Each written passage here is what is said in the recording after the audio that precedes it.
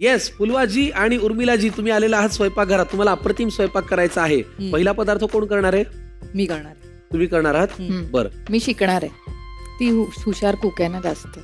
आता हे मला पूर्ण टोमणे ऐकावे लागणार आहे. मगाशी तुम्ही ते म्हणालात कम्प्युटर कुक आहे, आता हे ऐकावं लागणार. फाईन, ठीक आहे. पदार्थ काय? मी करते बटाट्याचं भुजणं. बटाट्याचं भुजणं भुजणं. म्हणजे जनरली ना संकर्षण आम्ही एवढे बिझी म्हणजे कधी कधी खूप शूट असतात, कधी क्लास असतात, बऱ्याच गोष्टी असतात. तर घरी येऊन जेव्हा घरचं जेवायचं असतं आणि आपल्याला बनवायचं असतं तेव्हा अशी एक पटकन कृती पाहिजे जी 15 मिनिटात होईल. तर एकीकडे कुकर लावायचं आणि एकीकडे बटाट्याचं भुजणं करायचं आणि ते गरम भातावर घेऊन खायचं. कमाल. बटाट्याचं भुजणं. आणि असं ते 15-20 मिनिटात होतं. मला वाटतं हे वांग्याचं जसं भरीत आहे तसं बटाट्याचं भुजणं आहे, बरोबर ना? ठीक आहे. पण काय झालं? बटाट्याच्या काचऱ्या टाईप म्हणू शकतो. भरीत नाही. भरीत काही संबंध नाही. तिच्या नजरेतनं तिने मला सांगितलं. पण ठीक आहे उर्मिला, हळूहळू मला फुलवाताईचे म्हणते येते का? बटाट्याचं भुजणं हा पदार्थ कुठला आहे तुझ्याकडे?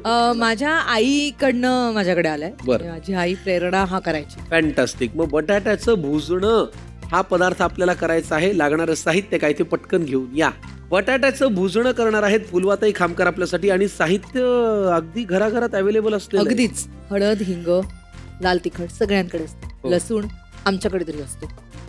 मीठ, कांदा आणि कोथिंबीर वरनं गार्निश करा आणि बटाटे. बस बस. कमीत कमी आणि साहित्य. तेल. तेल ते आपण वापरूच. मी खरं तर फुलवाच्या घरी जे जेवण बनतं त्याच्यामध्ये शिकले की हे लोक लसणीची साल सोलत नाहीत. सालही सकट ठेचून लसूण घालतात. त्या सालीमध्ये पण खूप पौष्टिक असते ती. पण कृतीकडे वळूया. काय चला. करायचं पहिल्यांदा? सो हे बटाटे आधी पटापटा चिरून घ्यायचे आणि खूप पातळ चकत्या करायच्या गोल अशा. आता हे मी चिरेपर्यंत आपण काय करणार आहोत? गप्पा. कारण ह्या चकत्या अशा चकत्या पण राहायला पाहिजेत आणि त्या थोड्याशा.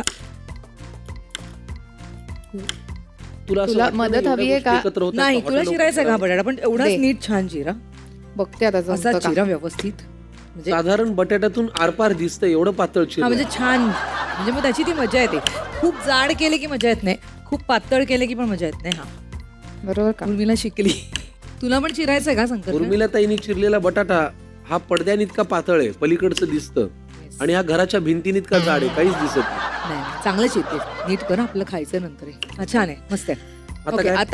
आता फ्राईंग पॅन घ्यायचा आणि असंच घालायचं ते? कच्चं तेल तू ओतत राहा जोपर्यंत मी तुला थांब म्हणत नाही तोपर्यंत. माहिती म्हणून सांगतो, आम्ही सध्या आमच्या स्वयंपाकघरात नीलम स्टेनलेस स्टीलची ही भांडी वापरतो. अरे आणि ही वा. भांडी फार चांगली आहेत, मजबूत आहेत.